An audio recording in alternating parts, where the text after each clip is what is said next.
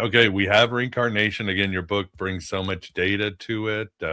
We're not living in a Michael Jackson "We Are the World" music video. And the stage is set. In essence, and hope you don't mind if I give away the Gnostic plot, but Oh, we please. are divine sparks being fed by archons. We are food for the moon, as Gurdjieff said, and you mentioned in your book.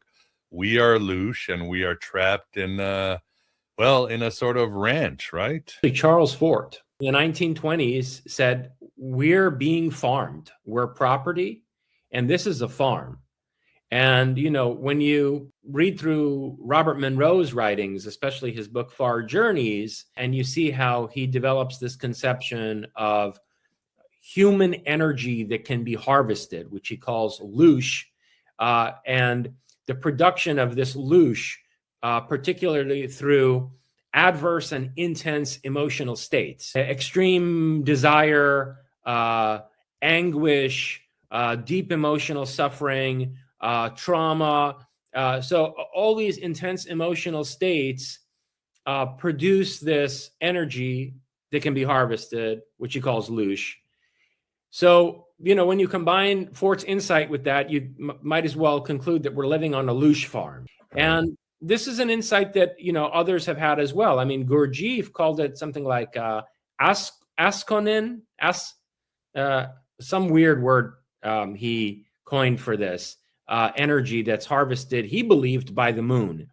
And that if you don't develop an extremely acute self-consciousness and very self-aware intentionality in life, and you go about life living like a robot, as he put it, you're going to be basically energy harvested by the moon, and not be able to preserve your individuality. So Gurdjieff also had an insight into this. And I put basically Robert Monroe's research and Gurdjieff's, I suppose you could say, theosophical insights, together with also Dr. Carla Turner's abduction research, where many people who are experiencers of the close encounter phenomenon have also reported that the supposed aliens who abduct people are actually harvesting and processing souls. Mm-hmm. And in particular, Carla Turner's patients or subjects, the people who reported close encounters to her, described the inside of some metallic sphere where, soul harvesting and the manipulation of people between death and rebirth was taking place.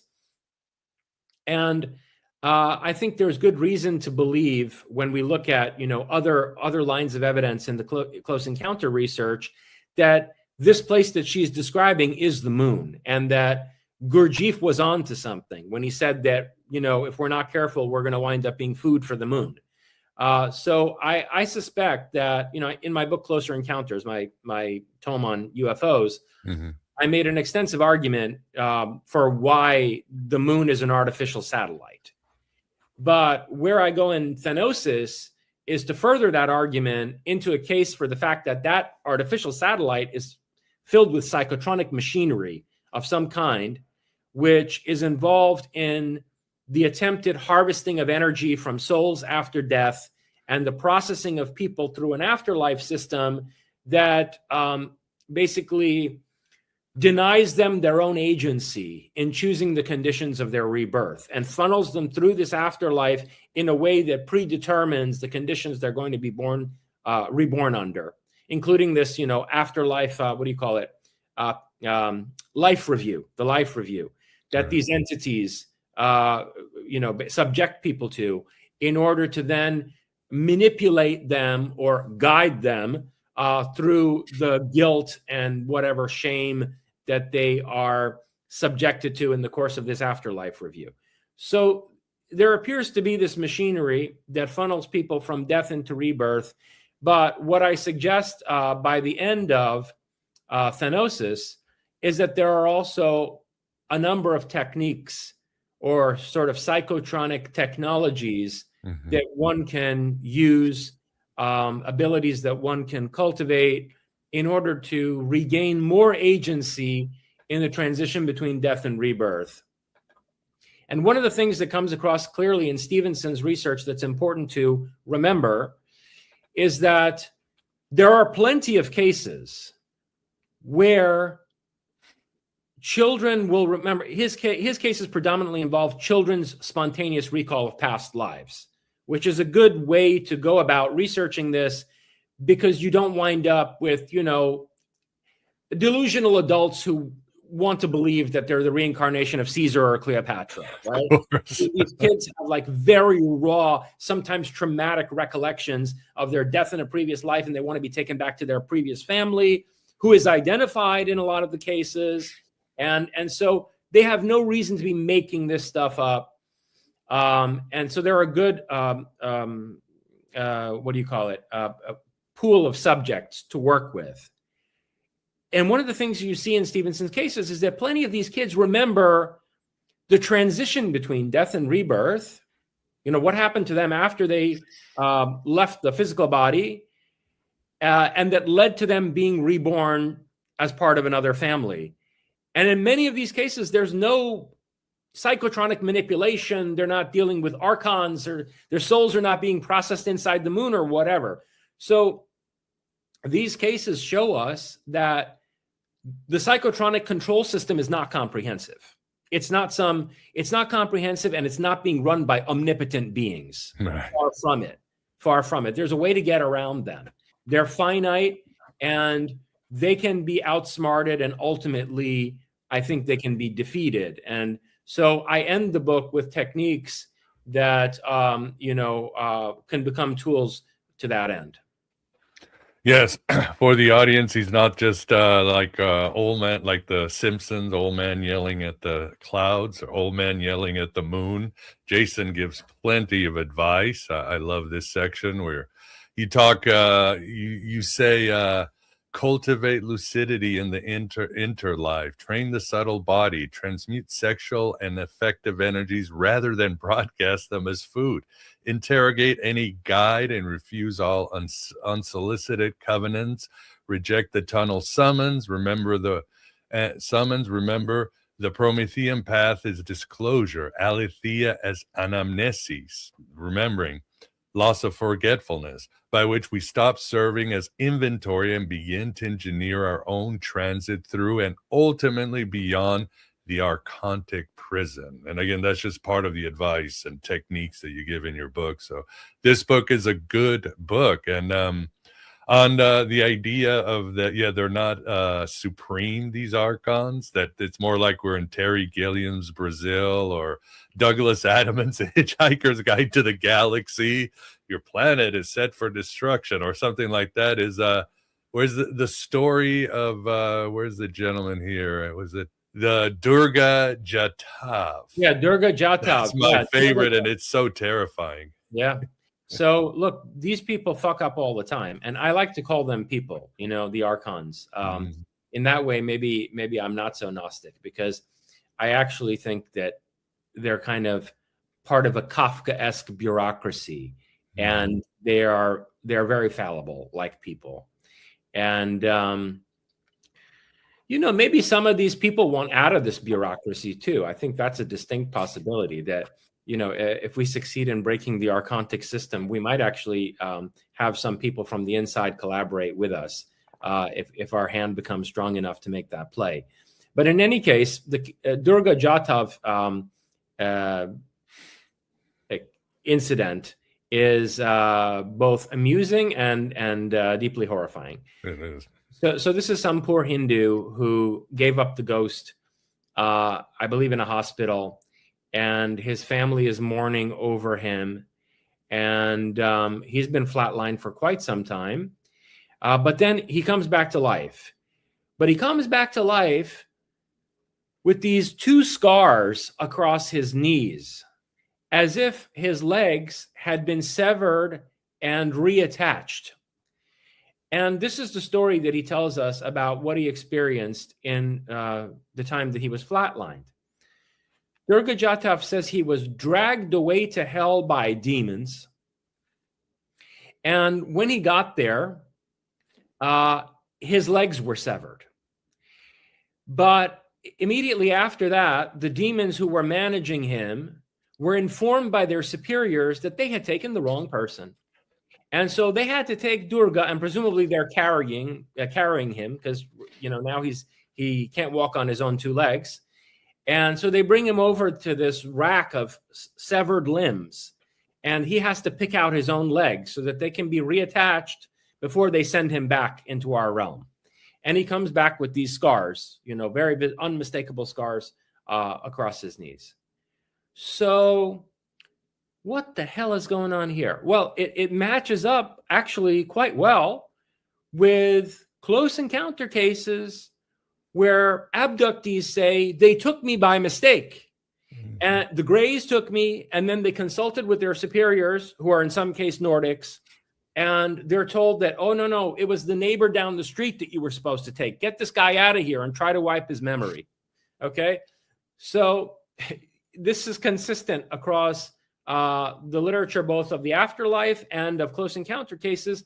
And those two literatures interpenetrate and overlap in a way that makes it legitimate to conclude that we're dealing with the same entities and the same realm in both alien abductions, so-called alien abductions, and management of souls in the afterlife. So, for example, there are cases where a person will be in the middle of an abduction, and they will see, their uncle that they were particularly close to and fond of. And their uncle is with the Greys. And their uncle gives them some message to bring back to, let's say, their father. Say it's the father's brother, right? Tell your dad I'm all right. Everything's fine here. And, the abductee is wondering what the hell his uncle is doing there, because he presumes his uncle is still alive. Well, he's returned by the aliens. And the next day, they get a phone call at the family's house that the uncle passed away the previous afternoon before the abduction took place.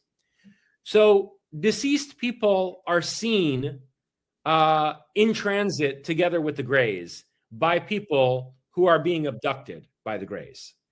And one particular case of this in Closer Encounters, but then came back to in Thanosis, is particularly striking, and that's Betty, Andreas, and Luca's abduction, where essentially the Greys, they freeze her family, they put them in suspended animation, and then they take her, and I believe they leave her daughter Becky conscious as well, and so she also remembers this having happened.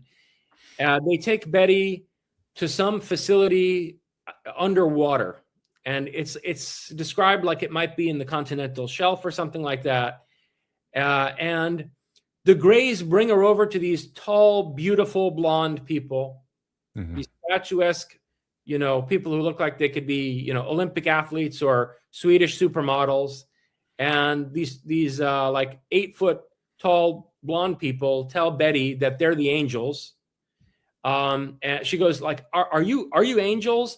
And they're like, yeah, that's what you people call us.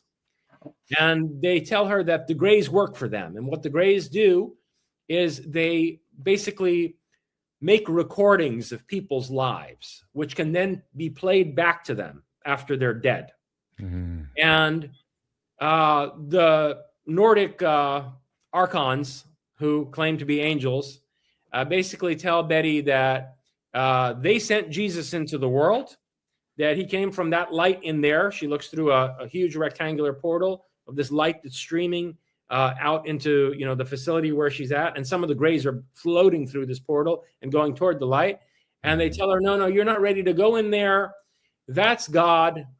That's the source. He sent Jesus into the world, and he's going to send him again soon. And then the Greys take Betty to witness basically the extraction of a soul in the hospital, and the ferrying of some deceased person into the afterlife realm to be processed. So look, it appears that the afterlife realm is the same realm that's being managed by the so-called alien abductors Mm. in the close encounter literature. Another case, or rather another incident that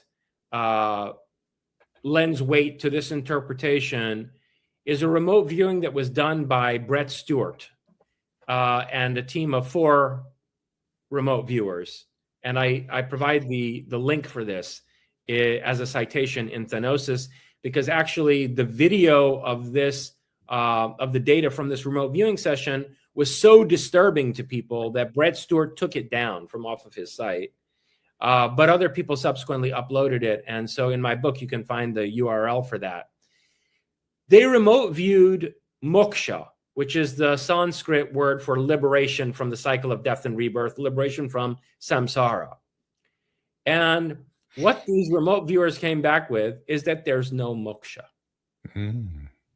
That even if you're a super high level yogi, someone who has like worked over lifetimes to refine your consciousness and develop an ability to transcend this mundane plane, there is no way to get out of the earthly realm. There's some kind of machinery beyond the earth that lenses souls back down toward the earth when they're trying to escape. And Brett Stewart, his entire team, of course, as is the case typically with remote viewing, they were blind to the target and they were independently tasked. But their remote viewing data basically lined up, and they all corroborated each other in arriving at the following horrifying picture. They said that millions of years ago, there was a war in this solar system, and that a group of very powerful people who had a colonialist, expansionist, imperialist mindset wanted to use human souls for energy extraction and to basically breed people in order to harvest their psychic energy. And another faction of either another faction of this group or another significantly powerful group of people within our solar system revolted against this. They rebelled against these sort of psychical imperialists or whatever, loosh farmers, right? And the rebels lost the war. And Brett Stewart and his team said basically this war devastated the entire solar system.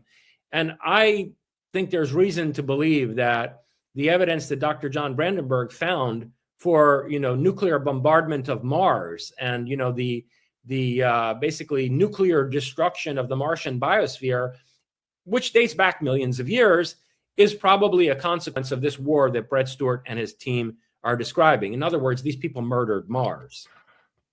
And what they said is that the rebels lost. The rebels were trying to defend human autonomy and human dignity and self-determination. They seem to basically have had what I would call a Promethean attitude toward the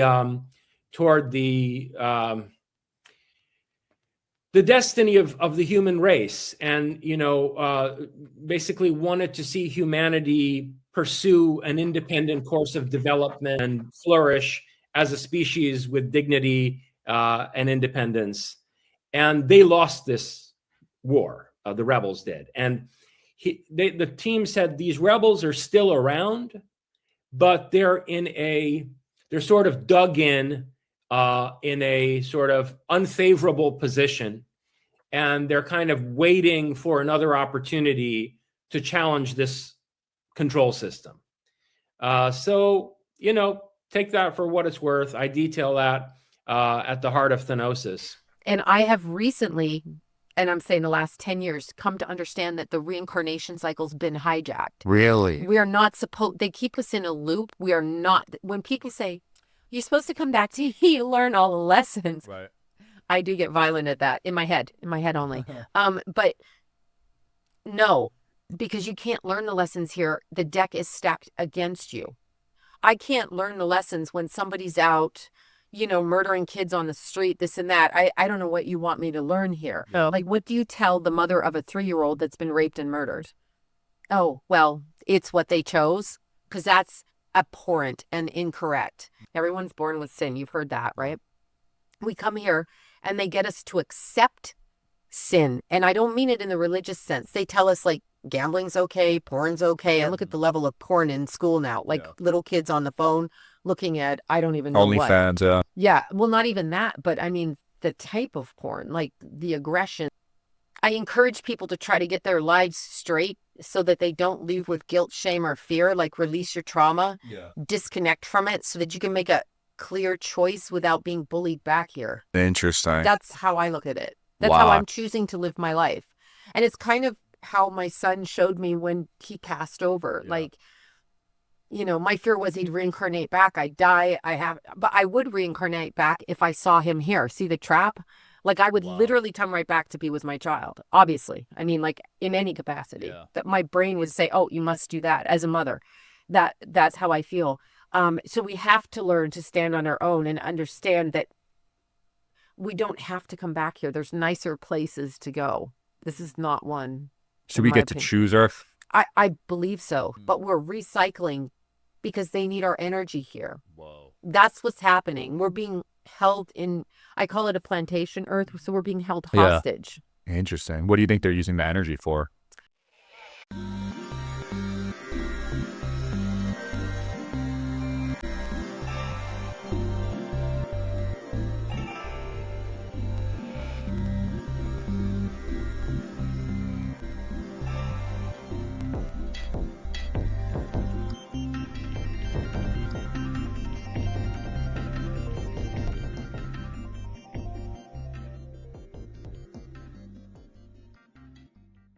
Football games and this and that is also important on this dimension, which is a lower vibration. We're pretty much a couple of rungs up from hell.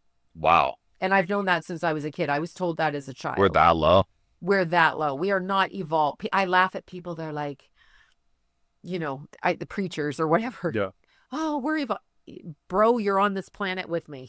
Because that's like a big... No, you're not. That's a big movement right now, the 3D to 5D evolution or whatever they're calling it. Yeah, it is. And we're already living there, but we can't see it because they block the frequency. We exist. I've always been able to astral travel. That's like a genetic kind While of... you're sleeping or just... No, I can actually do it. Like I can put myself in a position to get out of my physical body. I've always been able to do it. I did it while I was giving birth. I could see behind myself and I could see my first granddaughter, which I described like, and obviously the baby's not out of me. So I'm not making that up. You know, she exists. So you saw her spirit before she was in the baby? Oh yeah, I saw my son handing his dad his first little granddaughter, and she had this like wavy brown hair, and her ethnicity was Hispanic mixed with my son. So I saw her like this, and I saw her toddling up, and I have that picture of her toddling up. And that's beautiful. when we met her, I mean, when she came into the world, and my husband's like, that's her. And I'm like, that's her. I know that's her. And he's like, that's weird, because I could see it above me and I was behind me and I could see it all. So, but that was due to pain because I did a home birth. So I'm ridiculous. But anyway, I have to go to the hospital. Don't trust them. Well, I don't trust hospital birth. Yeah. So I did it at home and had my husband and a midwife, you know. Yeah. I felt safe, but I saw that. And then with my second son, very strange. I could not get out of my body. I was screaming during labor. I can't get out. I'm feeling it. Wow. And I was perturbed. And it was a very different energy, you know.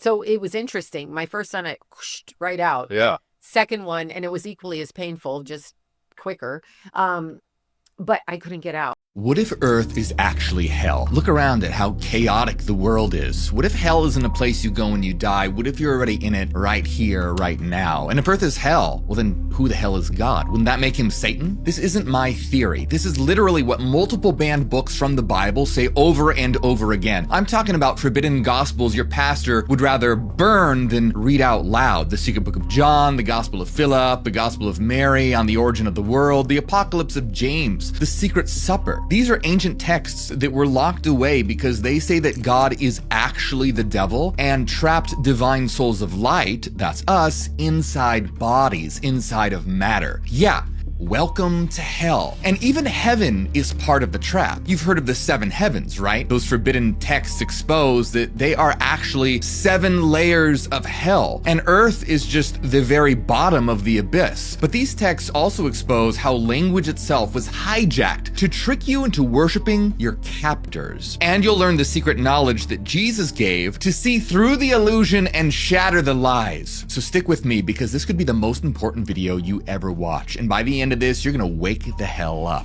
I'm Morg, I'm an ex-Christian exposing forbidden knowledge to wake the world up and make enlightenment go viral, and today we're about to kick the gates of hell wide open and discover the truth about what Earth really is, and most importantly, what you really are. Okay, before diving into the abyss, we have to ask, well, what's at the top? Because if Earth is really hell and we're in it, how did we get here? Did someone trap us? Did we up in a previous life? How did any of all this start in the first place? And that's exactly where one of the most explosive banned texts in history begins, the secret book of John. Now, this thing was basically Jesus declassified. It's the conversation that didn't make it into the public Bible. In it, Jesus pulls John aside and says, you want to know what's really going on? Fine, I'll show you the hidden realms the church could never preach about. So he doesn't go on about sin or salvation, but starts with something called the One, which is an indescribable source that existed before gods, angels, worlds, or anything at all. So why start here? Because you can't understand how broken this world is until you know what wholeness looks like.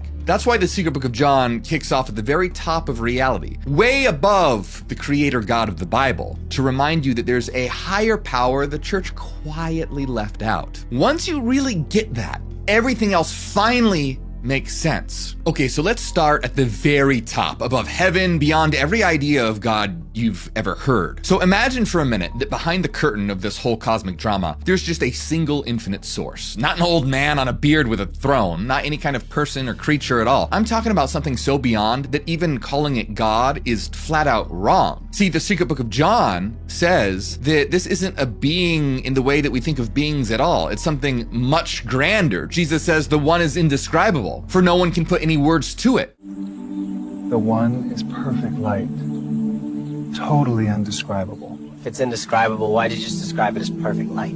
Oh my God, shut up. So every mainstream religion has tried to stick name tags and rules on God. They paint God as a father, a king, a judge, a dude in the sky demanding worship or your toast. But according to the secret teachings, all those images are way off base. The true source shatters any box that you try to put it in. It's not an old man with mood swings. It's something so beyond our understanding that the labels just all fall off. And so Jesus goes on, emphasizing how utterly beyond comprehension the One is. The One cannot be seen, eternal, inconceivable, perfectly free from corruption. So this thing isn't just perfect, it's perfection itself. This isn't some deity who floods the earth in a fit of rage because he's having a bad day. It's the infinite light never goes out. In the text, Jesus continues, the One rules all. Nothing has authority over it. It is absolutely complete and so needs nothing. So remember, the One doesn't rule like some narcissistic tyrant or cosmic control freak. It's not up there saying, sing my praises or I'll throw lightning bolts at your house. No, the One rules in the sense that everything comes from it. Think of the One like the underlying code of a video game. In that game, the kings and gods and demons might think that they're hot stuff, but none of them outrank the code running the entire system. In fact, Jesus explicitly warns us that even calling the One God is misleading. It is not right to think of it as a God or as like God. It is more than just God. More than just God. Now let that really sink in and melt your brain for a second. That one line is basically a spiritual grenade rolled into the heart of religious dogma. We're talking about a reality so ultimate that the very word God is too small for it. The Gnostics, the Christians who treasured these secret books, believed that all the gods people worship are tiny compared to this One. In fact, they saw those so-called gods as just powerful beings within creation, not the source beyond it. The One is just on a completely different level entirely, beyond category. So what the hell is this thing? Well, Jesus gives us one more hint. It is utterly perfect light. People aren't going to worship a glowing field of light. How do we monetize this? Yeah, can we just say God is like an angry Santa Claus guy in the clouds? What's a Santa Claus? I hate you all. light that's endless and boundless with no beginning, no end, a limitless mind of pure light that's so complete that it only contemplates itself. Because what else is there? The One basically just is. The Secret Book of John puts it this way: the One simply apprehends itself in its own perfect light. The One simply apprehends itself in its own light. That sounds egotistical. No, there's literally nothing else. But we're here. Yes, you are God looking at itself. You just don't know it. This is too confusing. Can't we just crucify you instead? Okay, so why am I telling you about this indescribable One when this is about Earth being hell? Well, because to understand how Earth could be hell, you have to understand the cosmic hierarchy these secret messages are about to lay out. Because at the top, beyond everything, is the One, the infinite, total perfection. No devils, no dramas, no duality. So how the hell do we go from that to a world full of suffering, ignorance, and fear? Well, this is where the story takes a wild turn. So the One does nothing but think upon itself, because there's nothing else to think about. That's all there is. And in the eternal realm of the One's light, its thoughts, well, they become beings of light. And everything usually unfolds in harmony. Existence emanates from the One in these balanced pairs. Think of them like cosmic principles or divine archetypes, male, female, in a symbolic sense, both working together. And it's all good until something happens. Now, Sophia, whose name literally means wisdom, is one of these high cosmic beings called an eon that emanated from the One. And Sophia gets a wild idea. She says, screw the rules, I'm gonna do my own thing. And she basically hacks the system. She tries to create something by herself without her partner and without consulting the One. In other words, wisdom, Sophia, had a thought that broke away from the harmony of the realm of light. And Sophia expected to bring forth something beautiful on her own, but what she actually brought forth was more like a cosmic nightmare. The Secret Book of John says, Sophia saw what her desire produced. It changed into the form of a dragon with a lion's head and eyes flashing lightning bolts. Yeah, no, I'm not describing a boss from Elden Ring here. I'm quoting the text. This abomination is Sophia's accidental baby, and she's totally horrified by it. So, what is this thing? Well, this being is known as Yaldabaoth. And according to these secret teachings, Yaldabaoth is the biblical God. Yeah, you heard me right. The claim here is that the God worshipped by billions, the one who thundered down the 10 Commandments, who called himself Lord in the Old Testament, is actually this deranged, lion-headed offspring of Sophia. He's not the ultimate God. He's a blind, arrogant imposter. In the Secret Book of John, Yaldabaoth immediately declares himself basically the boss of everything. See, he doesn't know about the One above him. So this guy thinks he's the top dog. He bellows out, I am God and there is no other. And if that sounds familiar, it should. That line is all over the Old Testament in the Bible. Every time you've heard, I am the Lord, there is no other, bow down, etc., the Gnostics would say that's the ignorant imposter talking, not the true One. I am God. There is no other. But what about the One? Shut up. La la la, I can't hear you. If I don't know about it, it doesn't exist. La la la la la! But now we're about to get into something a lot darker, the creation of hell. Are you ready? Now, Yaldabaoth stole some of his mother's power, and he decides that he's going to create something of his own, a realm to rule over. Another forbidden Gnostic text called On the Origin of the World describes his first act of creation like this. And out of matter, he fashioned for himself a dwelling place, and he called it Heaven. And out of matter, the Archon fashioned a footstool, and he called it Earth. So he basically slaps together this fake heaven for himself to sit in, and Earth below to prop his feet on. And Yaldabaoth doesn't work solo, he creates some henchmen. The text says he created archons, which is the Greek word for rulers, to help govern this fake reality. The Secret Book of John says he created 12 archons, or rulers, each with their own realm. And the reason why that number 12 is important is because it's one for each of the signs of the zodiac. And the text says that he shared his fire with them, but none of his stolen light. On the Origin of the World calls them the 12 gods of chaos. And another Gnostic text called the Holy Book of the Great Invisible Spirit says, these are the ones who preside over Hades and the chaos. There you have it. Hades and chaos are ruled over by the 12 demonic gods who correspond to the 12 signs of the zodiac. But Yaldabaoth doesn't stop there. The Secret Book of John says that he made the first 7 rulers to reign in the 7 spheres of heaven. 7 rulers, 7 spheres of heaven. If you recognize that, that's because these correspond to the 7 classical planets in astrology, which also relate to the 7 days of the week. The sun and the moon, Mars, Mercury, Jupiter, Venus, Saturn. Basically, Yaldabaoth appoints 7 archons over the 7 heavens, which, by the way, the Gnostics equated with the 7 layers of hell. Welcome, welcome. 7 heavenly levels, all-inclusive suffering, and look at this, lava fountains. Great for ambiance and exfoliation. Sir, this is literally hell. That's just the hot tub. Shall we head? That's right. The 7 heavens are hell in this telling, and Earth is the lowest of the low, the bottom of the abyss. The 7 heavens are actually 7 layers of hell. So, heaven is hell? Yes. And Earth is... Come on. Have you seen who runs the United States? You think Monday's bad? Imagine each day of the week ruled by a demonic planetary overlord whose entire job is to with you. On the Origin of the World says, these are the 7 forces of the 7 heavens of chaos. Chaos, not divine order. But Yaldabaoth wasn't done. After setting up the 7 heavens, Yaldabaoth commands 5 of the rulers to rule over something called the abyss. The Secret Book of John says he made the next 5 rulers to reign in the 5 depths of the abyss. So what's that all about? Well, in many ancient cosmologies, there were 5 elements: earth, water, air, fire, and a 5th essence like ether. So these 5 archons correspond to those elements, essentially ruling the material underpinnings of the universe. In other words, Yaldabaoth has captains in charge of every layer of matter itself, right down to the underworld, which is this world. One of these archons, the one linked to the element of earth, is said to rule over the very depth of Hades. In other words, the physical world is the lowest circle of hell, the bottom of the pit. Hell isn't a pit beneath the ground.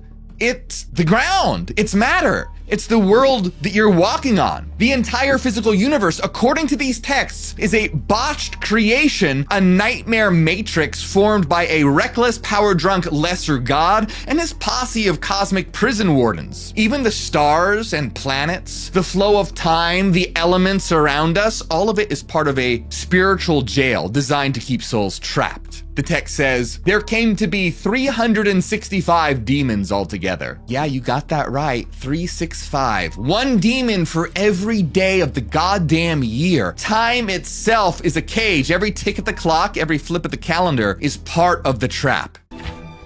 Every day gets an angel. Efficient. Organized. What does Tuesday's angel do? Mostly sells tacos. Have you ever felt like you're living the same day over and over? Wake up, work, eat, sleep, watch Netflix, repeat, then you die. According to the Gnostics, that's by design. And if that wasn't clear enough, the text spells it out. These archons rule the world. Everything around you, the governments, the systems, the culture of fear, the inner voice of self-doubt, all of it are under their influence. Look at the state of our world. Endless wars, kids starving, people oppressed, truth turned inside out. Does it sometimes feel like some invisible psychopaths are running things? According to the Gnostics, that's because they are. Every aspect of life in this counterfeit creation, from the cosmic scale down to your personal anxieties, is under the thumb of these archons. They built Earth as a prison planet, and our bodies are the cells. Now, I know this sounds bleak, but hold on, because it's about to get so much wilder. So Yaldabaoth has set himself up as the fake god of a fake universe, but deep down, maybe in some dim corner of his twisted psyche, he's uneasy. Why? Because somewhere out there, something greater might exist, and that thought eats at him and pisses him off. In On the Origin of the World, Yaldabaoth says, if anything has existed before me, let it appear so that we may see its light. If anything came before me, show yourself! Lord, it's behind you. No, it's not. It definitely is. Nope, not turning around. And guess what?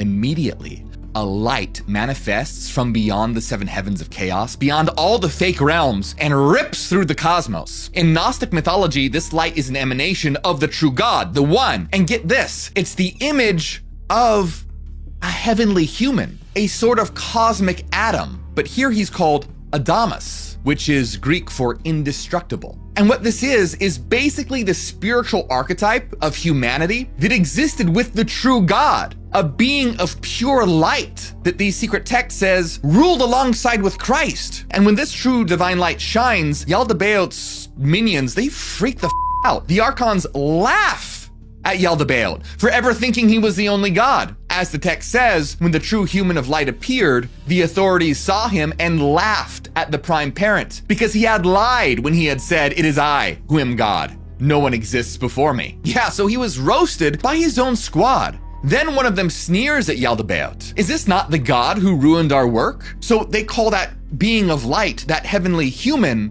a god, acknowledging that something way more divine has appeared and it's messing up their dark world. And here's the big reveal the Gnostics want us to get. The true human in its original form is divine. Let me say that again. To be truly human in the original sense is to be an immortal being of light connected to the One. We aren't some meat sack sinners by nature.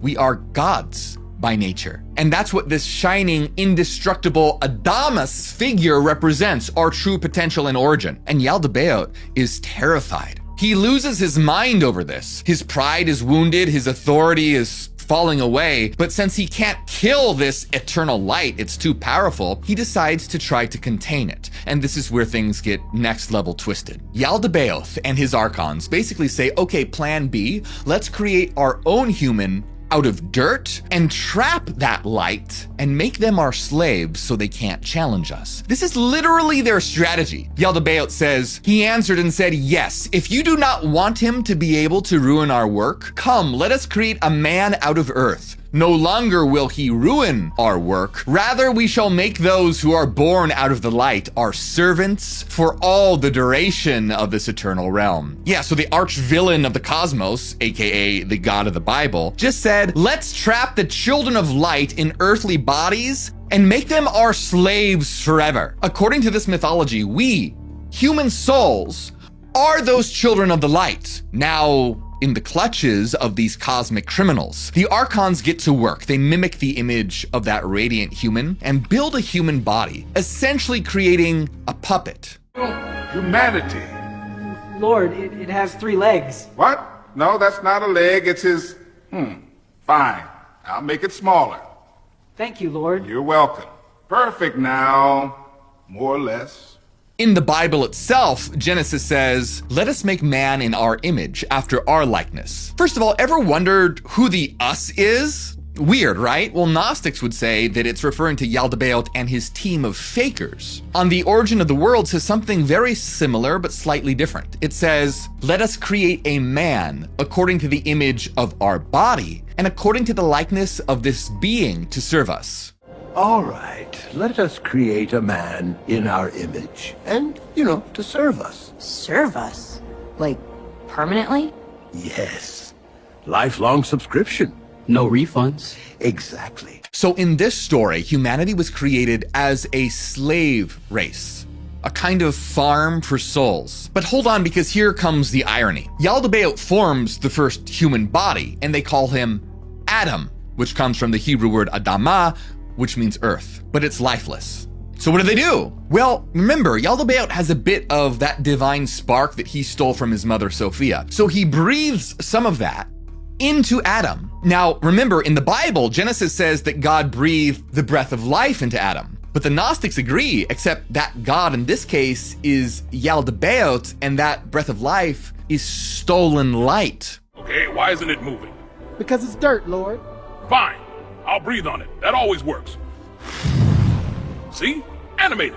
It just rolled because you blew on it. Movement is movement. So Yaldabaoth infuses Adam with spirit. The text says, Yaldabaoth blew some of his spirit into the man. That spirit was the divine power of his mother. So Yaldabaoth just poured stolen divine light, that he had within him into this human. And in his arrogance, he basically hands over the key to humanity's potential, because suddenly this human is glowing with eternal light. In fact, it says that Adam is smarter and brighter than all the Archons. The text says his understanding was far greater than that of those who had created him, and greater even than that of the chief ruler himself. Yeah, their creation was smarter than the so-called creators. Why? Because the light comes from the true realm, and this being had intelligence far greater than theirs. Imagine it almost like humans that create an AI system, and then suddenly a soul of light links to that AI system, and it became way smarter than the humans that created it. That's kind of what's going on here. And so the Archons are having an oh moment. Adam woke up, and he remembers way more than they expected. He's looking around like, hey, I come from somewhere higher. You idiots aren't my gods. Now, Yaldabaoth is absolutely freaking out. The last thing he wanted was a being that could challenge him. So the Archons take drastic action. They cast Adam down into an even lower realm to hide him away and keep him under control. The Secret Book of John says they took him and cast him down into the lowest depths of the material world. They literally exile Adam into the very bottom of the abyss, which is where? Earth, our world, aka hell. Then they give him a new material body as a prison. The text calls this new body a tomb. This all became a tomb, a new kind of body. So according to the secret text, your body, the one that you're sitting in right now, was made to be a tomb for your soul. Not a temple, not a gift, but a suffocating coffin of flesh and bone meant to keep you forgetful and weak. So once Adam is chained to this material body that's suffocating him, they deliberately make him forget everything. Those thieves bound the man in it and chained him in forgetfulness and made him subject to dying. Memory wiped, and an endless cycle of death through the wheel of reincarnation. Bind him to this body. Make him forget everything. Everything? Even the part where we messed up? Especially that part. So they throw him into the Garden of Eden as a trap. The Gnostics say that the whole Eden story was part of the prison. In their view, the garden was a scheme by Yaldabaoth to keep Adam and Eve ignorant. See, they made the tree of knowledge forbidden, and the text reveals the tree of life was actually the tree of death. It flat out says those who eat from it are denizens of Hades. Darkness is their resting place. In other words, anyone who ate from Yaldabaoth's so-called tree of false life became a citizen of hell, doomed to spiritual darkness. But the tree of knowledge, of course, was different. See, the Garden of Eden was a gilded cage, and the Archons were like, hey, have fun. Eat the fruit. Stay here forever in our little zoo. Now, in the Bible, God just straight up lies to Adam. God says, if you eat from the fruit of knowledge, you'll die. But the serpent says, no, you'll actually wake up. Well, the Gnostics read that and said, the villain in the story is God, and the hero is the one trying to clue them in. Mind blown yet? Well, it's gonna get even crazier, because I haven't even touched on how Satan fits into this picture. Okay, so back to our story. See, originally, the Gnostic text implies that Adam was originally a single androgynous light being, both male and female in one, like the original unity of mind and spirit. Well, Yaldabaoth saw that Adam was too powerful and wise in that unified state. So what does he do? He splits Adam in two, into male and female, dividing the power. It's the oldest trick in the book, divide and conquer. Now, even the Bible hints at this. Remember when God takes a rib from Adam and makes Eve? But here's what the church never told you. The word translated as rib in English is actually tsela in Hebrew. And tsela means side, as in half, an entire side of the being. But the church, just like the Archons, couldn't let that interpretation stand. Because if man and woman were equals, if they were two halves of one divine unity, then the entire patriarchal power pyramid collapses. So they changed the story. They turned side into rib, and that single mistranslation turned equality into subservience. This Hebrew word sela means side, right? Right rib. Trust me, keeps things simpler. But that's not what it says. Do you want a patriarchy or not? Rib it is. Suddenly you've got thousands of years of, well, she came from him, so she owes him. In another forbidden Gnostic text called the Apocalypse of Adam, Adam himself says, "We resembled the great eternal angels, for we were higher than the God who had created us and the powers with him. Then God divided us in wrath." So according to Adam's secret testament, before the split, he and Eve were one being of light, higher than Yaldabaoth. And that's why the creator God got pissed and split them in wrath, divide and conquer. See, Yaldabaoth split Adam and Eve, so now you're all walking around like broken IKEA furniture. Can't we just glue ourselves back together? That's what enlightenment is, Greg. Now, humanity is literally split in two. This is a metaphor for all sorts of dualities. Conscious versus unconscious, spiritual and material, left brain versus right brain, etc. In the text, Adam says that after the split, we served him in fear and slavery. Yeah, fear and slavery. The so-called God basically turned us into obedient little prisoners.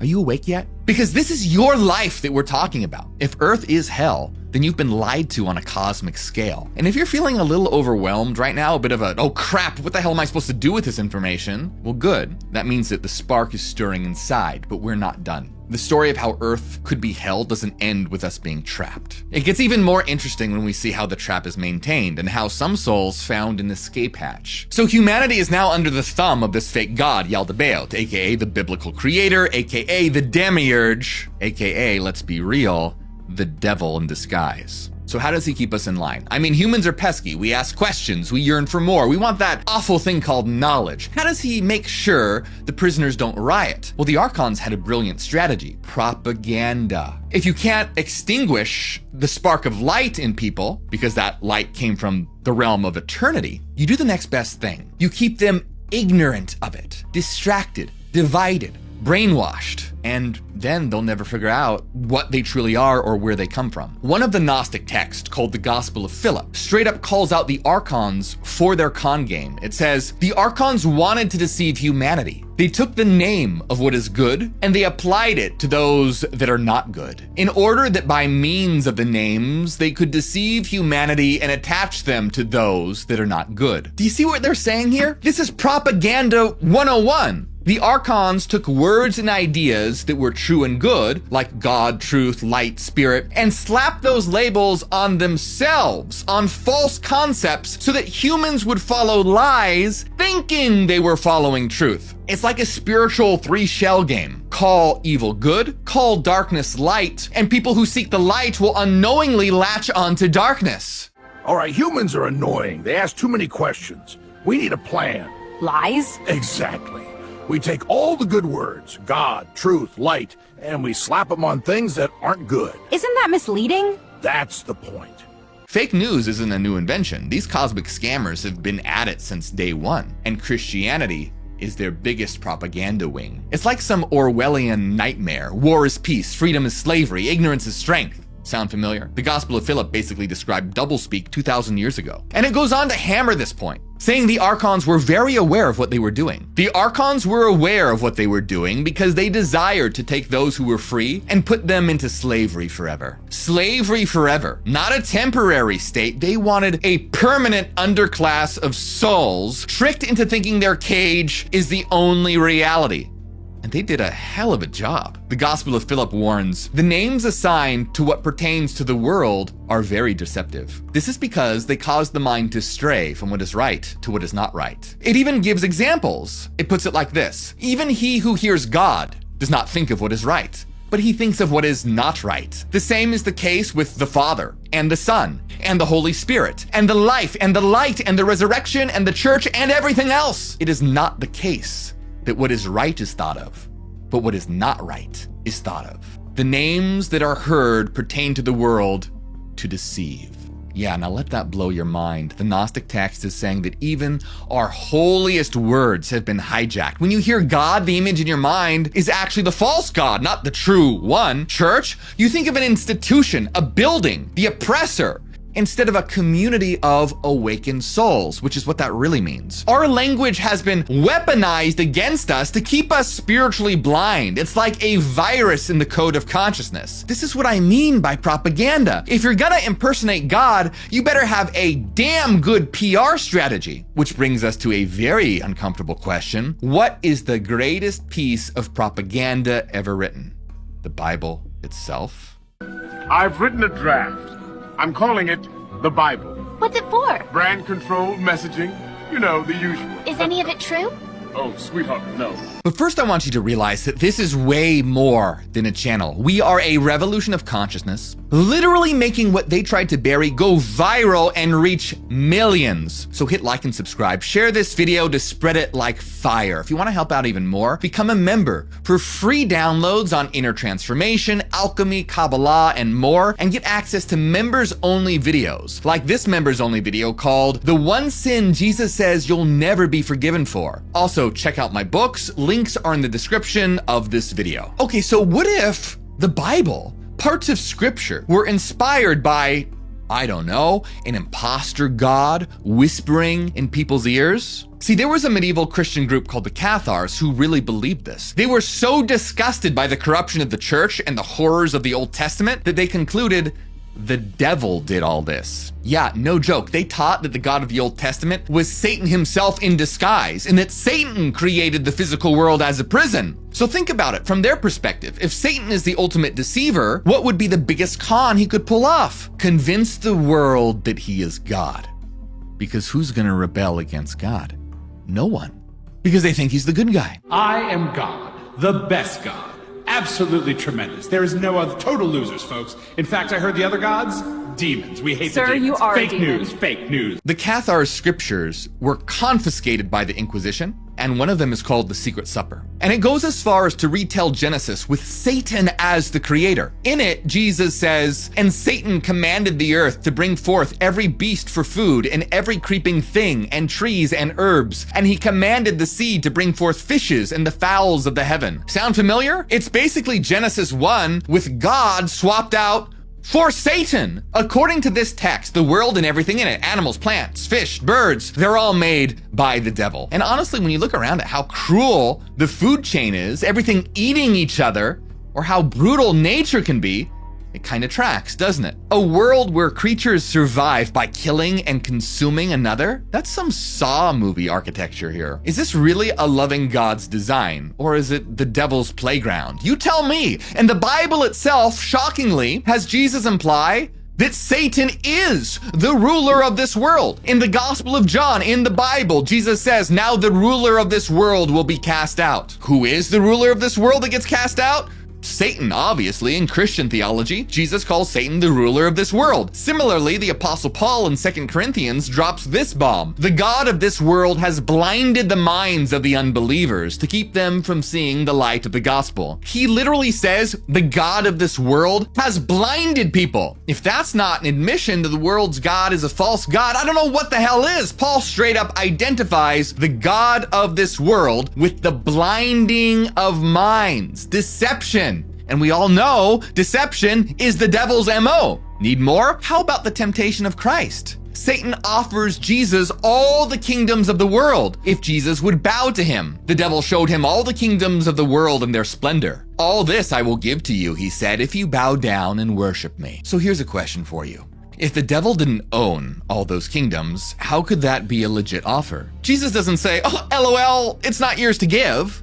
Jesus basically refuses on principle, but he doesn't call Satan a liar about owning the world. See, the Cathars took all this and said, yeah, no kidding, because Satan made the world. And if that's true, then yeah, Earth is basically hell's domain. One Cathar text says that when Satan fell from heaven, he and his angels set up shop here on Earth. The only thing he couldn't create, though, was souls. That power belongs only to the true God. So what did Satan do? He trapped pre-existing spirits, us, in bodies. In other words, according to the Cathar text, we are fallen angels that got tricked and stuck in flesh by the devil. And man, those first original angels, they were pissed. The Secret Supper describes it like this: "But the angel lamented when they beheld a mortal shape upon them, and that they were unlike in shape. And he commanded them to do the deed of the flesh in the bodies of clay, and they knew not how to commit sin." So the angels wake up in bodies. Like, what the is this? They have no idea how to function in a body or commit the deed of the flesh, aka they're spiritually pure beings going, we don't even know how to sin. The devil is essentially forcing them to multiply, to trap more and more souls in flesh by creating more and more prisons, aka bodies. It's like a nightmarish breeding program. So, when two people really care about each other, They merge their light? no. They merge other things. Like that trauma? Sure. Let's go with that. These poor angels are being told to get it on, and they're like, what do we... How? Meanwhile, Satan's like some perverted evil redneck yelling, now y'all while I watch. Unbelievable, of course. So the next step for this fake god Satan is to author a fake holy book and start a cult, aka Christianity. Here's one of the most shocking twists. The Cathars believed that the Old Testament prophets, like Enoch, were actually inspired by Satan, not by the real God. They even have a legend where Satan literally kidnaps Enoch and has him write books. You know, good old Enoch, right? Like from the Book of Enoch. The Cathar text says that it wasn't God who took Enoch, it was Satan abducting him and showing off pretending to be God. Their book says, and Satan raised up Enoch upon the firmament and showed him his godhead, and commanded pen and ink to be given him. And he sat down and wrote 67 books. That's 67 books. In essence, Satan commissions Enoch to ghostwrite a huge chunk of scripture or scripture-like texts. Satan literally does a book deal with Enoch. Jesus is basically saying that Satan gave Enoch the entire blueprint for a false religion of sacrifice and dogma to hide the truth and keep people busy worshiping the fake God, aka the devil. Look, Enoch, we're going to write a totally evil book. How evil are we talking? More evil than J.K. Rowling on Twitter. My God. Exactly. The text continues, and Satan commanded that Enoch should take them to the earth and deliver them unto his sons. And Enoch let his books down upon the earth, and began to teach them to perform the custom of sacrifice and unrighteous mysteries. And so did he hide the kingdom of heaven from men. Let that sink in. The goal is to hide the kingdom of heaven from men. In other words, bury them in religion so they never find the kingdom. This paints the Old Testament with its endless rules and blood sacrifices as essentially a satanic distraction campaign. And honestly, read Leviticus or Exodus and tell me that stuff doesn't sound dark as hell for a supposedly all-loving God. The Bible literally says that God loves the smell of burning animal flesh. For real, it calls the smoke of sacrifice a pleasing aroma to the Lord. Yeah, nothing says I love you like a whiff of burnt goat, right? Okay, Enoch. Tell them I love the smell of burning goat. Do you? No, I just like watching them do weird stuff. It's hilarious. You're terrible.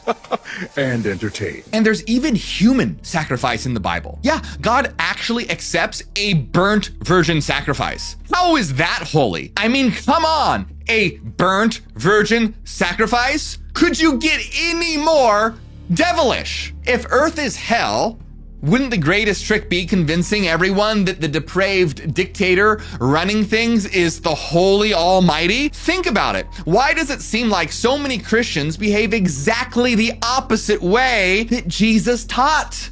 The Cathars would say that they were actually worshiping the devil. To them, Christians were the original devil worshippers. Christianity is even founded on human sacrifice. The Cathars were like, you guys are seriously celebrating the death of Jesus and you don't think that's satanic? Now, to be fair, the death and resurrection of Christ can be a beautiful metaphor when you interpret it symbolically, like a phoenix rising from the ashes. But you get the point. From a historical point of view, the Cathars saw the death of Jesus as the ultimate form of sacrifice, where the devil tried to assassinate the one bringing the light of knowledge. Because see, the Cathars themselves, they were Christians, but they believed that Jesus was the emissary of the true God of light, sent to break open Satan's prison and show souls the escape route. Jesus came here like a cosmic hacker, like Neo from the Matrix, breaking into Satan's simulation to expose the code and set us free. In the Cathar Secret Supper, Jesus straight up explains his mission. He says, "My Father sent me to this world to make manifest his name to men, that they might recognize the devil and his wickedness." Yeah,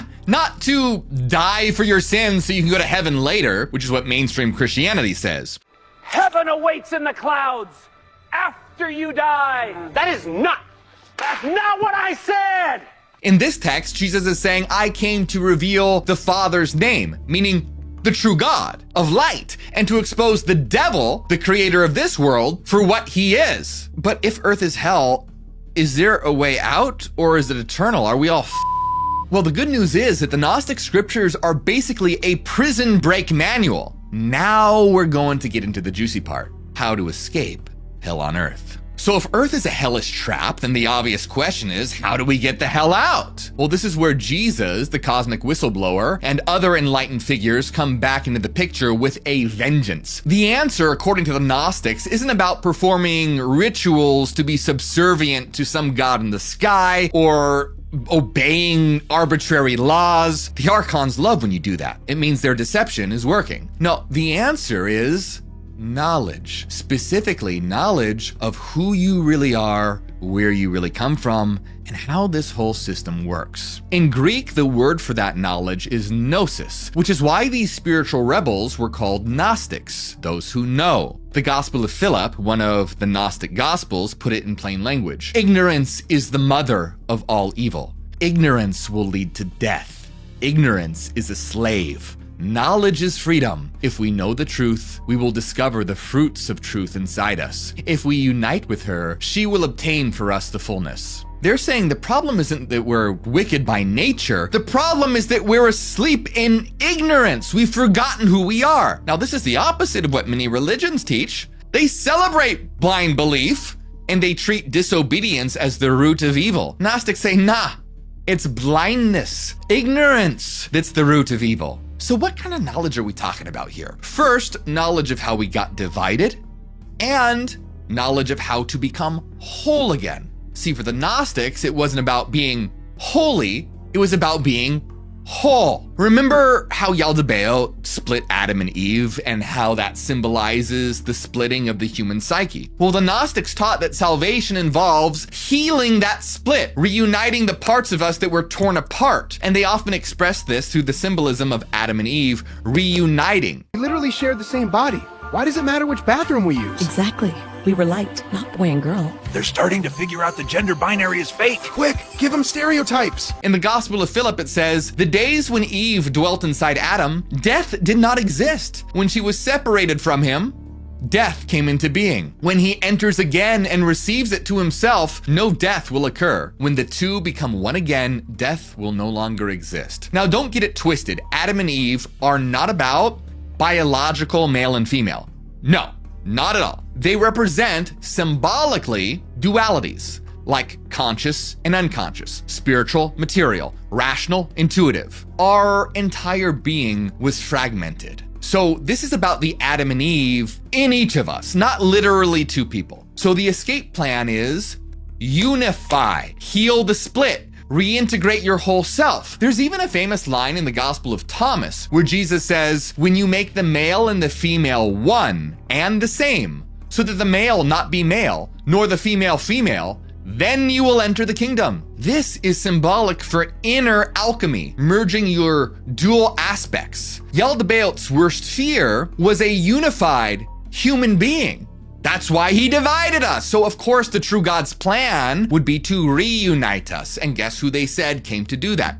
Christ. Now, we're not talking about the Jesus Christ of Sunday school who wants you to eat his flesh and drink his blood like some kind of holy vampire, but we're talking about the Christ of the Gospel of Philip, who is basically a cosmic doctor here to perform soul surgery and stitch us back together. The Gospel of Philip says, consequently, Christ came in order that the separation that took place in the beginning could be cured. He will join them both together again, and the woman will unite with her husband in the bridal chamber. And those who have united in the bridal chamber will be separated no longer. Okay, so the bridal chamber is a key concept in the Gospel of Philip and other books like that. It symbolizes the sacred union of soul and spirit, the human and divine. It's described almost like a mystical marriage, but within yourself. between your soul and the divine. The result is you become whole, which means the archons can't tear you apart anymore. You become, in effect, incorruptible and free. So how did Christ intend to do this? By bringing knowledge and the secret mysteries to the world. This is why Gnostics placed such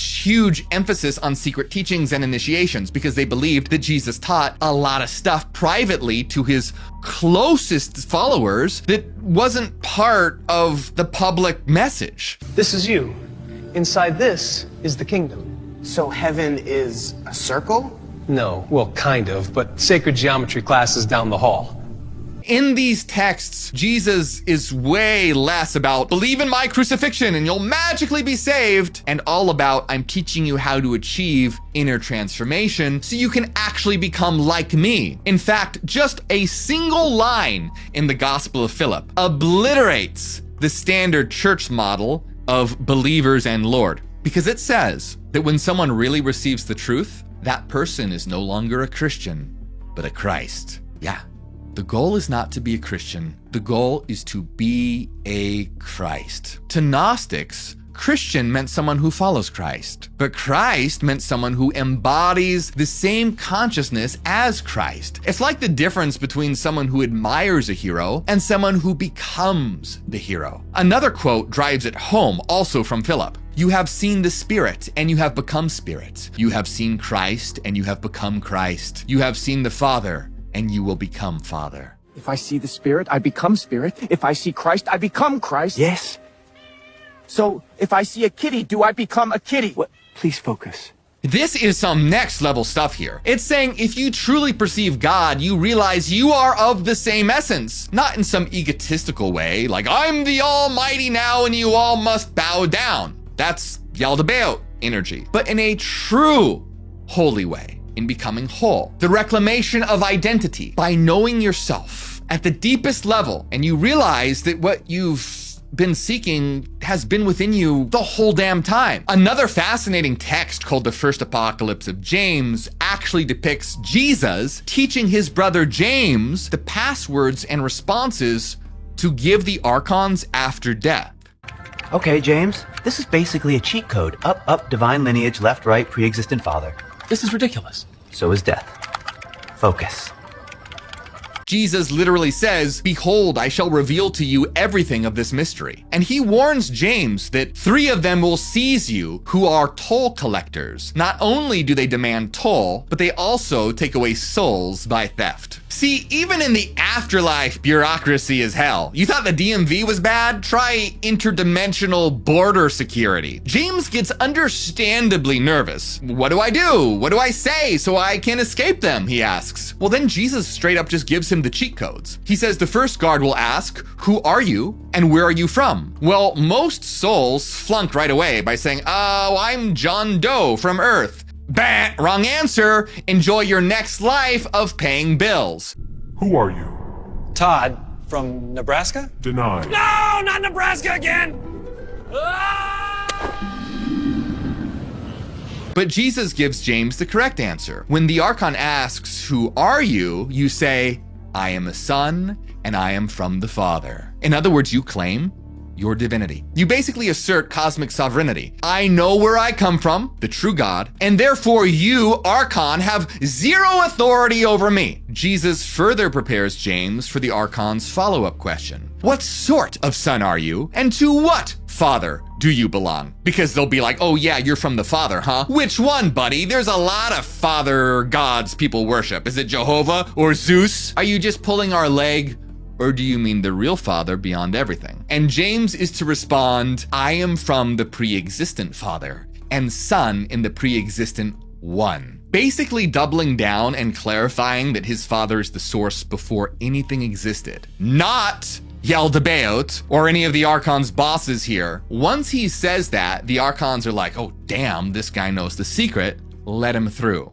Which father are you talking about? Zeus? Yahweh? Poseidon? The pre-existent father. Oh damn. He knows the good one. Let him through. Now, in this text, there are more questions and answers, but you get the gist. If you want to know all of them, check out the video I did all about the secret gospel of Jesus' brother. It's insane. But the message here is clear. Know who you are, know where you come from, don't be afraid. The Archons represent forces within you, remember. Desire, ignorance, wrath. Ring a bell? They're aspects of our own psyche. The Gnostic texts externalize them as monstrous beings for teaching purposes, but they equally emphasize the inner struggle. And Mary Magdalene is crucial here. In the Gospel of Mary Magdalene, Mary reveals secret teachings that Jesus gave her. And in that text, the male disciples are like, why did the Savior love you more, Mary? What secret stuff did he tell you? Why did the Savior love you more? Because I listened. That's hurtful. That's factual. And they literally ask her, Sister, we know the Savior loved you more than all other women. Tell us the words of the Savior that you remember, the things which you know that we don't, and which we haven't heard. And Mary says, I'll tell you what's hidden from you. I'll tell you what's hidden from you. Is it another parable? No. It's the truth. We want parables! We want parables! We want parables! And in the Gospel of Mary Magdalene, Mary describes a vision of the soul ascending past archons like desire and ignorance by essentially letting go of those attachments and recognizing her own true self. We have to conquer the inner demons to achieve liberation. For example, Mary teaches that the soul encounters the demon called desire, a figure that says, you belong to me. And the soul rebukes it, saying, you never knew the real me. Now, why do I bring this up? Because Mary Magdalene represents the archetype of the fully realized human in Gnostic circles, someone who got the message, integrated it, and could teach it. She's often symbolically paired with Jesus as his spiritual bride, not literally, but as the one who really understood him. There's even a very controversial line in the Gospel of Philip where it says, and the companion of the Savior was Mary Magdalene. Christ loved her more than all the disciples and used to kiss her often on her... Okay, on her what? Well, the manuscript breaks off right there. We don't have it. We don't know. Talk about a tease. But most scholars agree it was likely on her mouth. Early church writers were absolutely scandalized by that suggestion, implying that there may have been some kind of romantic relationship. But the Gnostics were saying that a kiss on the mouth was symbolic for passing the breath or spirit and knowledge. In ancient symbolism, breath was spirit. The Greek word for breath and spirit is pneuma. So when Jesus shared an intimate kiss with Mary, that means he was transmitting the spirit, knowledge directly to her. The real point is that Mary got it. She achieved that inner union, symbolized by the closeness with Christ. Remember how Adam and Eve represent the separation, the division inside of us? Well, Jesus and Mary represents the reunion of what was once divided. They are the bridal chamber personified.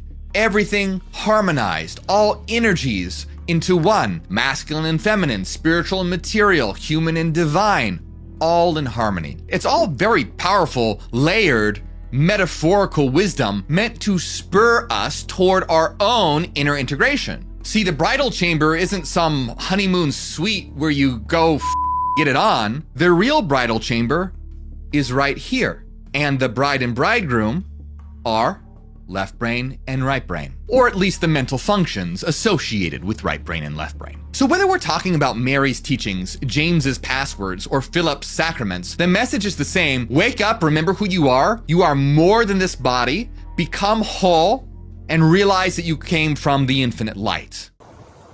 Okay, so God isn't God, heaven is hell, and you're all trapped light. Can we get a simpler version? Bro, I'm literally spoon-feeding enlightenment. This is so confusing. I hate it here.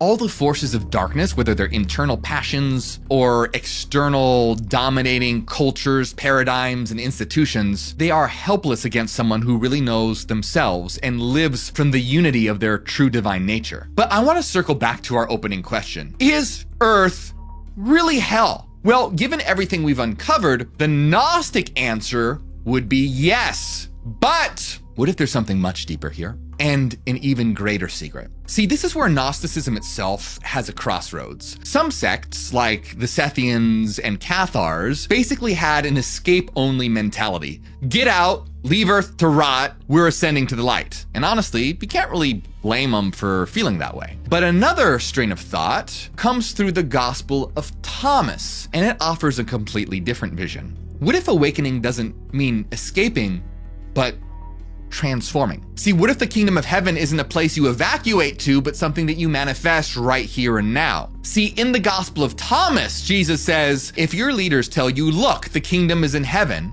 then the birds of heaven will be there before you. If they tell you it is in the sea, then the fish will be there before you.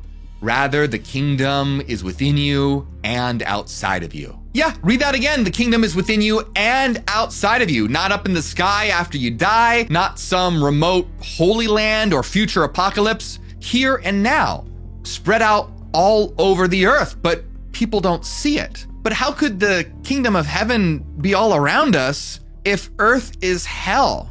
Well, here's what's going on. The truth is that our perception is broken. When you know yourself, as another Thomas verse says, you'll realize that you're children of the living Father, and you'll realize that divinity is not far away, it's pulsing inside your heart the whole time. And when enough people realize that, guess what? The world changes. Remember earlier when I said the Gnostics got a lot right, but missed a few pieces? Well, here's one big one. The Gnostics, many of them, viewed the material world as totally evil, a thing to reject. And a lot of you probably agree. I mean, look around. This place is a dumpster fire. But Jesus, in these secret teachings, in the Gospel of Thomas, is dropping a paradox. The kingdom is both within and without. Not just our inner light, also the outer world as well. This means the physical world in itself isn't evil by nature.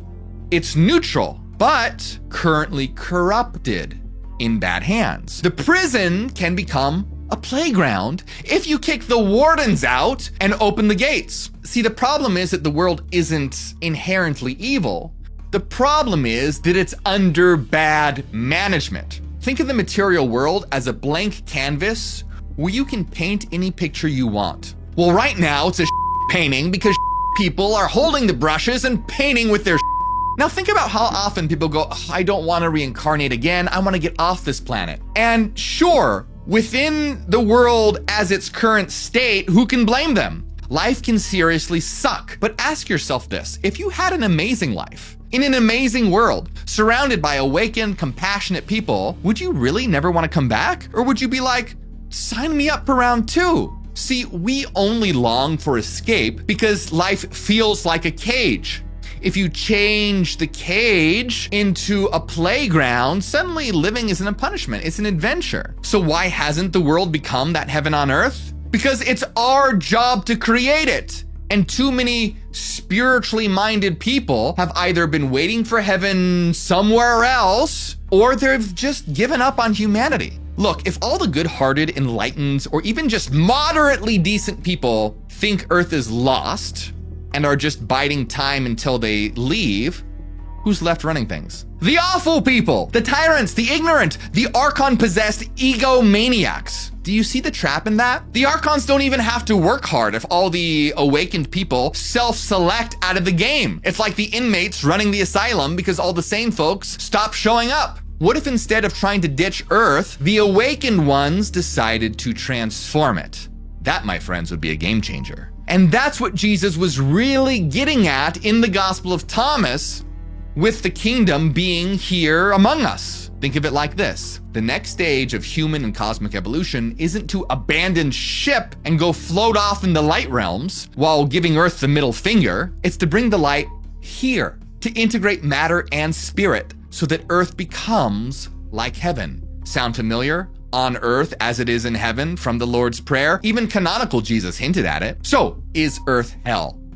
It has been, but it doesn't have to stay that way. You have a huge role in flipping the script. If you awaken to your true self, know yourself, you are the children of the living Father, then you not only free your own soul from archonic control, you also become a lighthouse of the kingdom in the world. What the Gnostics called an illuminator. You start to transform existence not by running away from it, but by lighting it up. The Gospel of Thomas has Jesus say, if someone is unified, they'll be full of light. But if they're divided, they'll be full of darkness. Becoming unified, healed, whole, fills you with light. Now that light doesn't just vanish into the ether, it shines around you. Enlightened individuals have ripple effects. They inspire others, shift culture, alleviate suffering, push back the darkness. Imagine not one, not two, but millions of people achieving gnosis. Millions of Christs realizing they are divine sparks, refusing to be pawns of the corrupt powers and choosing love over fear, knowledge over ignorance, the Archons wouldn't stand a chance. Their whole game is predicated on us remaining asleep and divided. We've been talking about fighting Archons at death with passwords, but the bigger fight is right here, right now in this life. And the real secret is this: the Archons are ultimately aspects of us. Think of it like confronting your shadow self. You don't truly defeat your inner demons by hating them. You defeat them by bringing them into the light of awareness and thus dissolving their power or even turning them into allies. The Valentinian Gnostics believed that even the false creator god Yaldabaoth could be redeemed with knowledge. And what does the false creator god actually represent? The ego, the part of ourselves that thinks that it's the true self. But it isn't. Our true self is the higher self, the eternal soul. The point is, by fixing ourselves, we fix the world. By knowing ourselves, we realize that we are not separate from each other or from God. And that's the ultimate trump card against hell. So remember this: Earth is hell only when we live in ignorance. Earth is hell when it's ruled by the blind, arrogant impulses of fear, greed, and division, whether you call those Archons or just human assholes. Earth is hell when we see ourselves as sinners or as random beasts or as anything less than emanations of the eternal light. But Earth is heaven when we awaken to the truth that has been planted in our souls from the very beginning. Earth is heaven when we recognize each other not as enemies or separate beings, but as fellow sparks of the same flame. Earth is heaven when we collectively decide to kick the demons out of power, externally in our systems in the world, and internally in our daily habits. This is not just some YouTube video. It's a goddamn call to arms for your soul. The information that I've dumped on you is spiritually dangerous in the best possible way. Dangerous to the illusions that kept you down. Dangerous to the forces of ignorance. Now that you've heard it, you can't unknow it. You're starting to wake up, and that makes you a part of this movement. A fantastic quote comes from the English poet John Milton, ironically from Satan's mouth in Paradise Lost. The mind is its own place, and in itself can make a heaven of hell, a hell of heaven. Damn right. Change your mind, you change the world. Enough changed minds, and hell itself transforms into heaven. The kingdom of God appears on earth as it always was, revealed and actualized by us. Hell's days are numbered. Earth's awakening is right here, right now, through me, through you, through all of us. So welcome to the movement. Let's raise some hell and turn it into heaven. But if you want to know more about the actual passwords that Jesus gave his brother James to defeat the Archons, and the insane twist about how the fake God could actually be redeemed, there's way more to this. You have to check out my video on the secret gospel of Jesus' brother right now, because it'll change the way you see everything. Have you ever wondered why Monday feels like it just happened, yet somehow it is Friday again? Why do entire weeks vanish from your memory like they never existed? You wake up, go to work, come home, sleep, and suddenly a month has passed, but you cannot remember what you actually did. It feels like someone hit the fast-forward button on your life. This is not a coincidence. This is not just about being busy or stressed. What if I told you that there are ancient entities, older than recorded history, that are systematically draining your consciousness, making time feel like it is slipping through your fingers? What if the reason you cannot remember last Tuesday is because something is feeding on your awareness, your life force, your very soul? The ancient Gnostics called them the Archons. These are not demons from religious texts. These are not metaphors. According to forbidden manuscripts that powerful institutions tried to erase from history, the Archons are parasitic entities that exist in a dimension just beyond our perception. They cannot create, they cannot feel, they cannot experience life the way we do. So instead, they feed on us. They feed on human consciousness, human emotion, human time itself. And here is the terrifying part. They have been doing this for thousands of years. And the system we live in, the 9-to-5 grind, the constant distractions, the endless scrolling, the exhaustion, it is all designed to keep you in a state where you are the perfect meal. You are not living, you are being harvested. But how? How do invisible entities drain something as abstract as consciousness? How do they make weeks feel like days? And more importantly, why does no one talk about this? Why do ancient texts describing this phenomenon get locked away in vaults, dismissed as mythology, or outright destroyed? Because if you knew the truth, if you understood the mechanics of how your reality is being manipulated, you could break free, and that is exactly what they do not want. To understand what is happening to you right now, we have to go back thousands of years, long before Christianity, before Islam, before modern religion as we know it. There existed a spiritual movement called Gnosticism. The Gnostics were not a single religion. They were scattered groups of mystics, philosophers, and seekers who believed that the material world was a prison. They believed that humanity was trapped in a false reality, controlled by malevolent beings. These beings were called the Archons, which means rulers in ancient Greek. But these were not rulers in the political sense. They were rulers of perception, rulers of time, rulers of the very fabric of reality that you experience every single day. The Gnostic texts describe the Archons as entities that exist in the lower realms of reality, somewhere between the physical and the spiritual. They are not fully material, so you cannot see them with your eyes, but they are not fully spiritual either, so they lack the divine spark that humans possess. This is why they envy us. This is why they need us. According to these ancient writings, the Archons were created by a false god, a corrupt demiurge named Yaldabaoth. This being, in its arrogance, declared itself the one true god and created the material universe as a trap. The physical world, with all its suffering, limitations, and illusions, was designed to keep divine souls, human souls, imprisoned, and the Archons are the prison guards. But here is where it gets even darker. The Archons do not just guard the prison, they feed on the prisoners.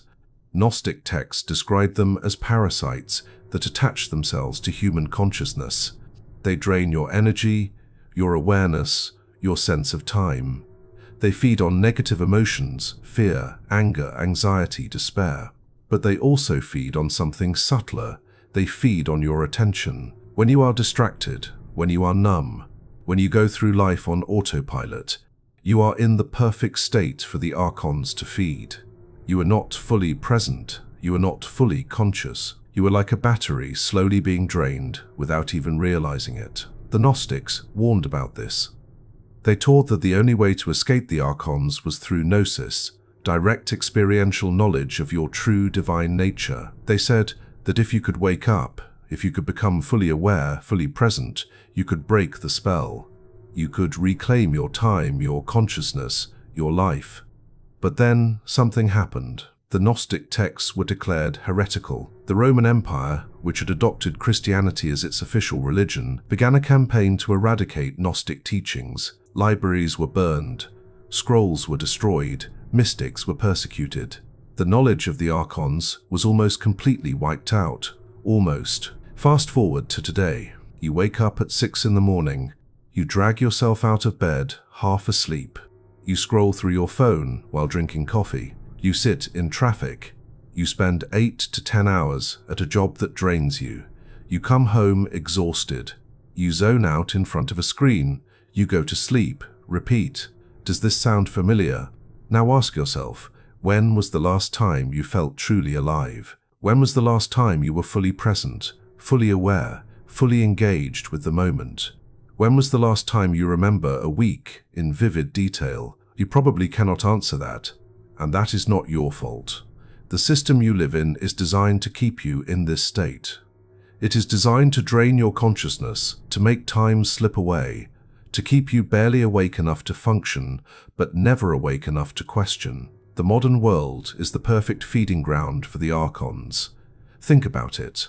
The ancient Gnostics said the Archons feed on distraction, on fear, on unconsciousness. Now look at the world around you. You are bombarded with information 24 hours a day. Your attention is fragmented across a dozen apps, notifications, emails, messages. You are in a constant state of low-level anxiety, always waiting for the next thing, never fully present. The news cycle keeps you afraid. Every headline is designed to trigger you. Wars, pandemics, economic collapse, political chaos. Your nervous system is stuck in fight or flight mode, pumping out stress hormones, keeping you in a state of survival. And when you're in survival mode, you are not conscious, you are reactive, you are predictable, you are food. Then there is the work system. The 9-to-5 40-hour work week was not designed for human flourishing. It was designed during the Industrial Revolution to maximize productivity. You are not working to live, you are living to work. Your time, your energy, your life force is being extracted in exchange for just enough money to survive and do it all over again. And when you finally have free time, what do? You collapse, you numb yourself. You scroll through social media, binge watch shows, play video games, anything to escape. But here is the trap. These activities are not restful, they are not conscious. They are passive consumption. You are still being drained. Social media is particularly insidious. Every app is engineered to hijack your attention. The infinite scroll, the dopamine hits from likes and comments, the outrage bait, it is all designed to keep you hooked. And while you are scrolling, time disappears. You pick up your phone for 5 minutes, and suddenly an hour is gone. Where did it go? You cannot even remember what you looked at. This is not an accident. Former tech executives have admitted that these platforms are designed to be addictive. They are designed to fragment your attention, to keep you in a hypnotic state.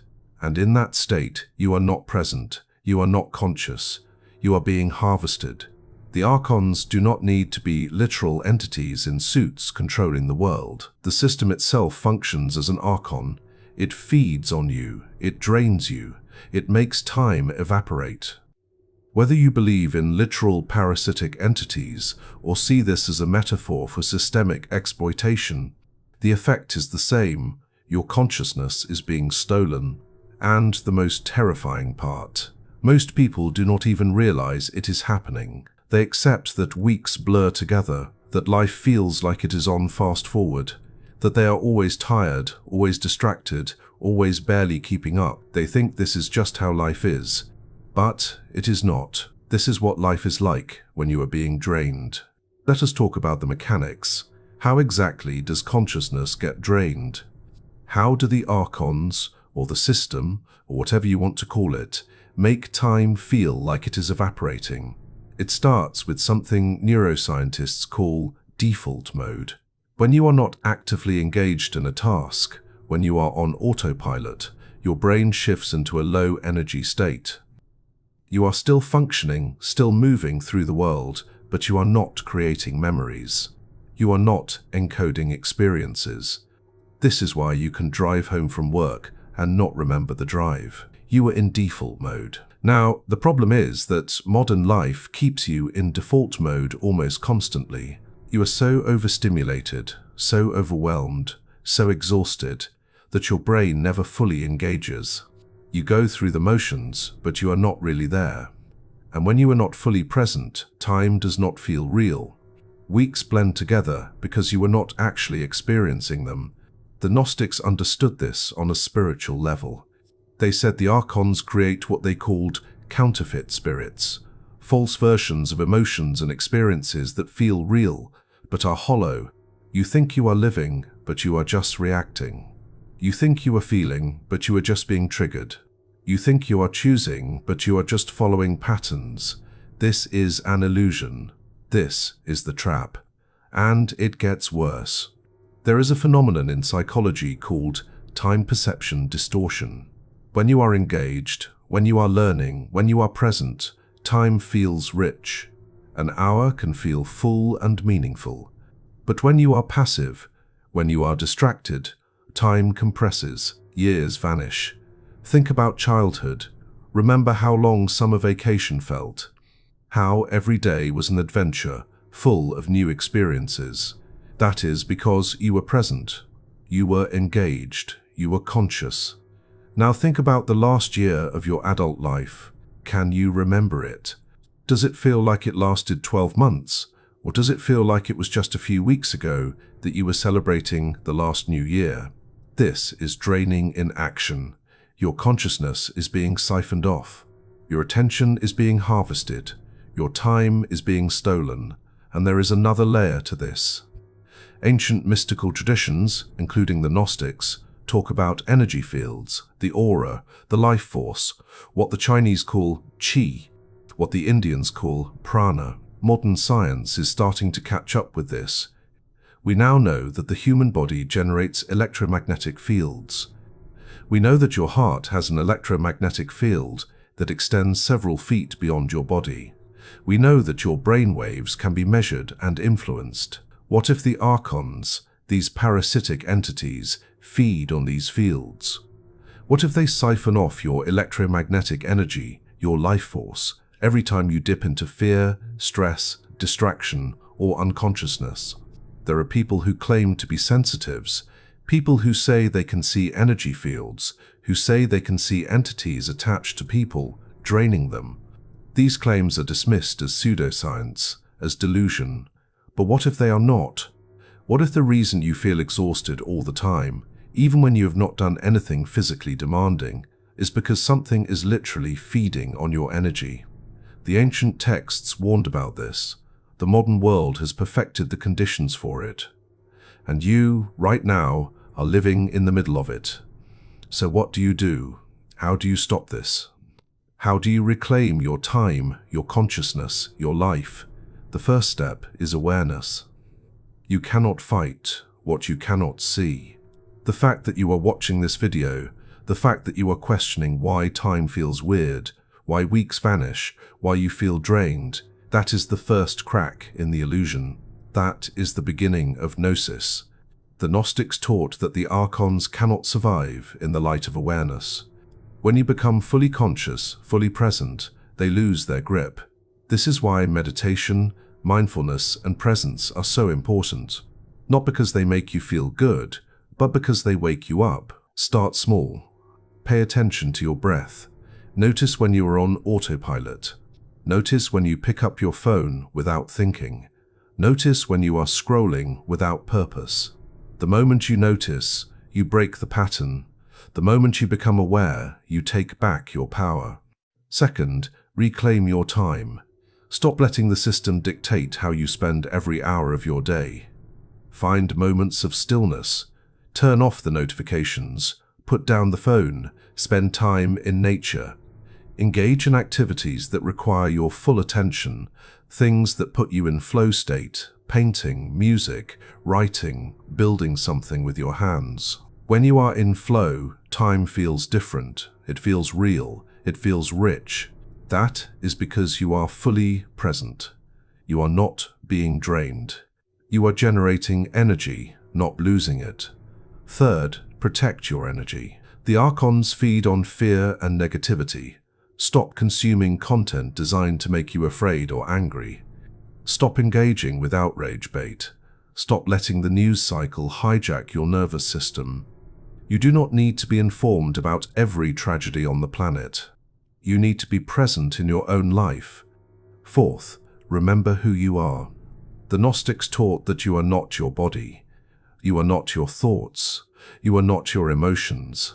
You are a divine spark, a fragment of the infinite temporarily inhabiting a physical form. The archons want you to forget this. They want you to identify with the material world, with your fears, with your limitations. But when you remember your true nature, when you tap into that divine spark, you become untouchable. You become sovereign. You reclaim your consciousness. And finally, share this knowledge. The system survives because most people do not know they are trapped. They do not know they are being drained. They do not know that another way is possible. When you wake up, help others wake up, not by forcing it, but by living it. Be the example. Be the proof that you can break free. The archons, whether literal or metaphorical, thrive in ignorance. They thrive in distraction. They thrive in unconsciousness. But they cannot survive awareness. You are not powerless. You are not just a cog in the machine. You are consciousness itself, experiencing a human life. And the moment you remember that, everything changes. Time stops slipping away. Weeks stop feeling like days. Life becomes vivid again. This is the real reason weeks feel like days. This is the hidden war for your consciousness. And now you know. The question is, what are you going to do about it?